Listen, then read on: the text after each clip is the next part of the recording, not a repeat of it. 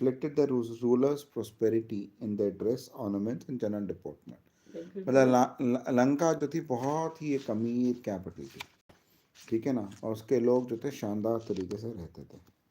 The air was charged with music, the chanting of hymns and songs glorifying Ravan. मतलब गाने बजते थे और रावण के लिए जो थी ना वो गाने बजते थे. Ravan's palace itself was a jewel set in the midst of all this, heavily guarded by armed Rakshasas. The halls were packed with souvenirs and relics of Ravan's various expeditions, and his own apartments were filled with golds and gems. Ravan के पास पैसा भरा हुआ था. In his chamber, hundreds of beautiful women lay about languorously. He was a gigantic person of enormous capacity and versatility and love, able to assume any form or shape and to please all these women, including his chief wife Mandodari, who occupied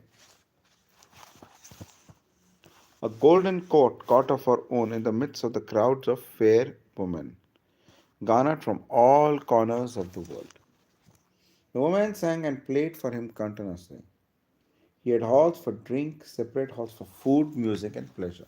पारी आ रहे हैं. एक drink के लिए एक hall था, एक खाने के लिए एक हॉल था, म्यूजिक के लिए था, प्लेजर के लिए था.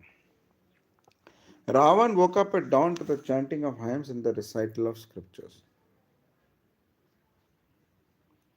He elaborately groomed and decorated himself. Followed by an imposing retinue of men and women, he went forth to visit Sita, whom he held captive in a secluded wood named Ashokvan. Ashokvan में सीता जी को रखा था, है ना, वहाँ पे लेने गया.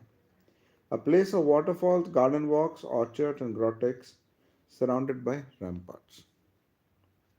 Sita sat in dejection under the Sim Super tree. SIM super tree के अंदर थे सीता जी, एकदम डिप्रेस सी बैठी थी. SIM super.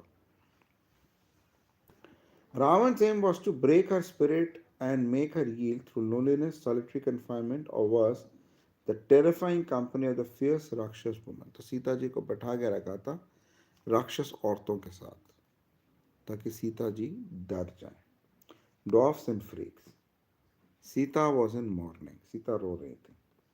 She had removed her jewels and stuck them in the branch of the tree.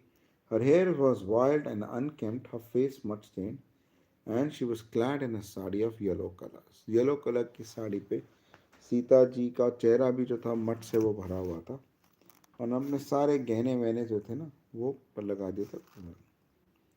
Ravan entered her precincts, but in spite of all the care he had taken to make himself attractive, he could never get her to look up at him. है ना. और did she take notice of the retinue that followed him? Ravan पहुंचा अपना शानदार, पर सीता जी कभी उसको ध्यान से नहीं देखती थी.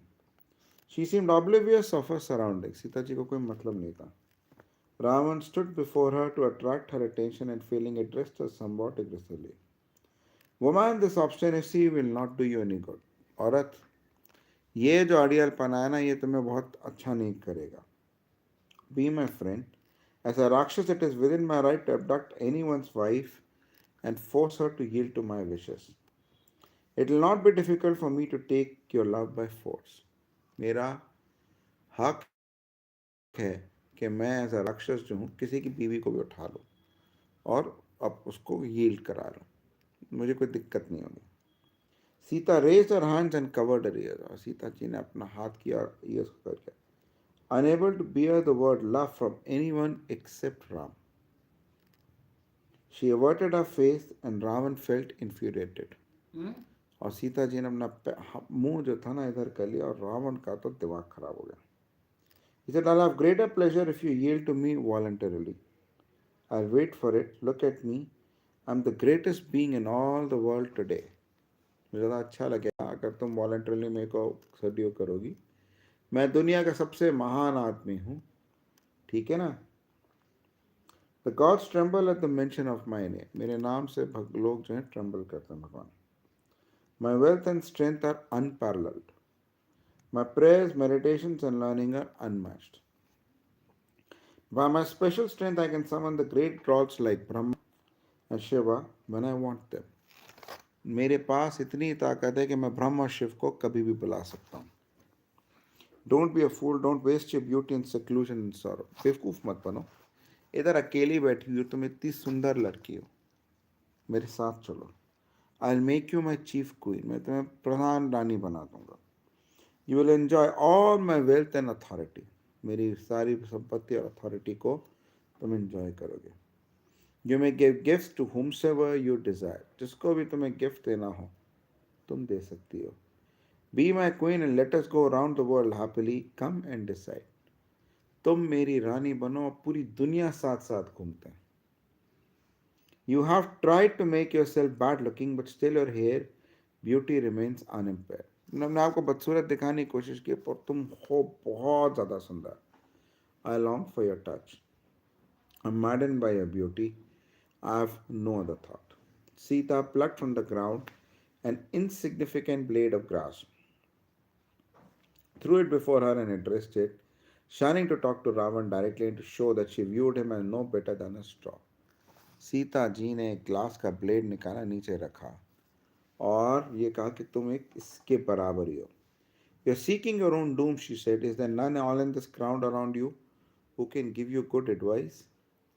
You and your capital will perish. तुम और तुम्हारी कैपिटल बर्बाद हो जाएंगे.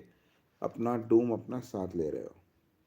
Ram's anger is like the great fire. You won't be able to withstand it.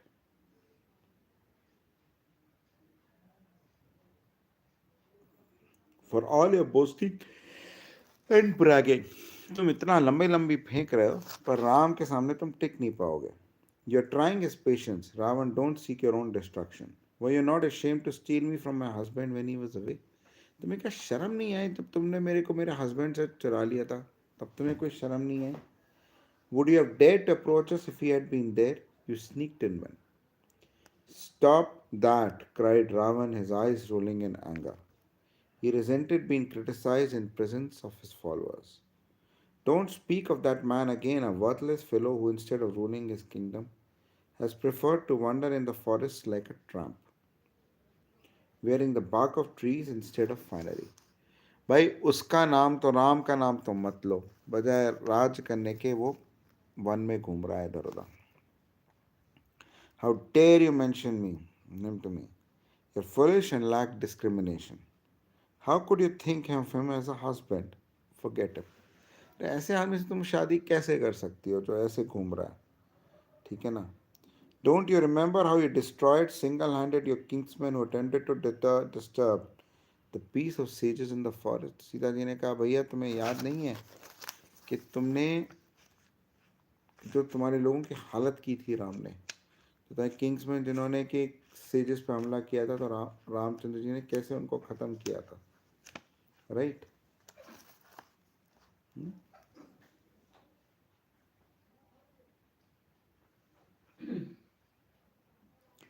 You will share their fate presently. It's not too late for you to mend your ways. He'll forgive you. Let me go back to him. वो तुम्हें छोड़ देंगे. मुझे वापस जाने दो. अभी भी बहुत देर नहीं हुई है. Ravan ground his teeth and leapt up and down in rage until one of his wives embraced him before all and said, "Oh love, why do you care for this simpleton when you have all of us to worship you as a lord?" एक बीवी आई बोली तुम इसके बारे में इतना क्यों सोचते हो जब हम तुम्हारी सब तुम्हें पूजा करते हैं. Ignore her and treat her like that and she will come around. Come, let's go and enjoy ourselves, so a resplendent one. She held him in her arms and tried to lead him away. He was appeased and omitted a sound more like laughter. Before going away, however, he uttered a stern warning. You have already wasted 10 months. तुमने 10 महीने मेरे बर्बाद कर दिए. Only 2 more left for you to make up your mind. 2 महीने और. If you do not yield by then, I'll ask my cooks to take you and prepare a meal for me of your flesh and bring me your blood to drink. मैं कहूँगा इसको मार दो, मैं इसका खाना खाऊंगा और तुम्हारा वो उसका खून पीऊंगा. He also ordered the guards around to frighten her. इसको डरा धमका के रखो. After he was gone, some of the women went on praising the glory of Ravan and upbraiding Sita's foolishness and trying his patience. The other women, the fierce grotesque ones, approached her and spoke amongst themselves. One said, I'd like to feast on her liver. मुझे इसका liver खाने का बड़ा मन है. She looks so tender. है ना? I'd like to bite her off and chew her up raw. I'm pregnant and a longing is coming over me to taste human flesh. मुझे human flesh खाने का बहुत मन कर रहा है. एक वो बोली, इसको तो raw खाने का मन कर रहा है. Another said, let's kill her and feast her on and send for strong liquors and strong condiments to go with the delicacy to make her dinner perfect.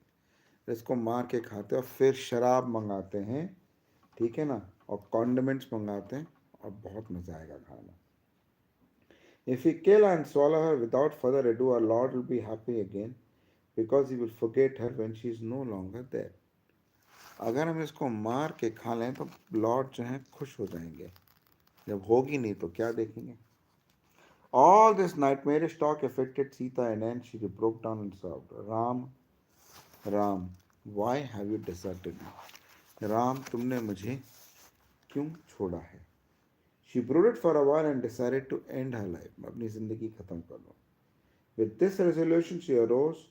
She wound a long tresses about her throat with a view to strangling herself. उन्होंने अपने कपड़े लिए और फांसी लगाने का plan बनाया. All this was being watched by Ram's emissary Hanuman, sitting on top of the tree. चलो मैं जाता हूँ. ओके माँ, गुड नाइट. मैं तो बचा हुआ है, ठीक है, कल पढ़ेंगे.